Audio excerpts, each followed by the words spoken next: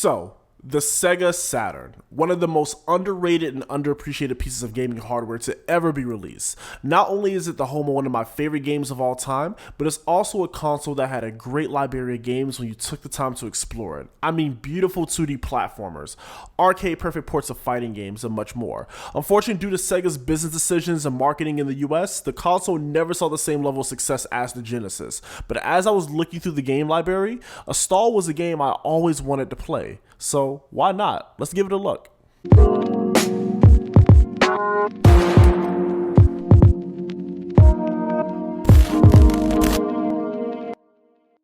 So Astal. Astal is a 2D platformer that features beautiful hand-drawn backgrounds and great animation. That's right, a hand-drawn 2D platformer. This was way before Cuphead. One thing about the Sega Saturn, it was a beast when it came to 2D content. When you look at games like Astal, it holds up even today. This game was released in 1995, but looks like something that could be re-released today with very little touch-ups needed. It goes to show the quality of hand-drawn assets. I mean, seriously, this game is gorgeous. So plot-wise, Astal is really nothing to write home about. I mean, the narrative is engaging, I will say. I love the FMV that plays, giving the player an insight into the world and our objective. The game features voice acting, and it's not bad at all. So from a presentation standpoint, this game is here to let you know, you are no longer playing on the Genesis. This is the Sega Saturn, and this is what we can do. So pretty good voice acting, the beautiful hand-drawn graphics and backgrounds, the excellent soundtrack.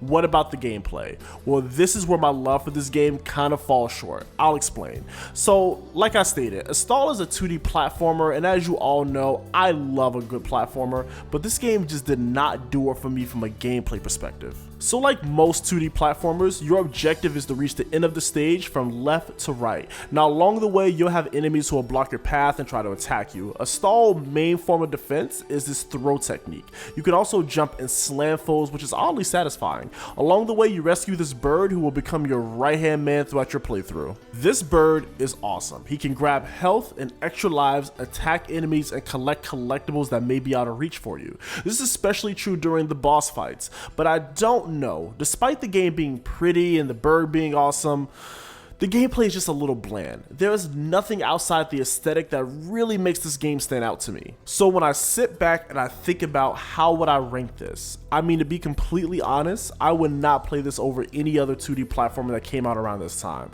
I mean, we had games like Donkey Kong Country, Sonic 3 and Knuckles, and even the original Rayman. Sure, Astal arguably looks and sounds better than all of these games, but the gameplay is just not nearly as fun. Look, before I get the hate comments, I know. I look at Astal as being a showpiece for what the Sega Saturn can potentially do visually. It is really a beautiful game aesthetically, and the music.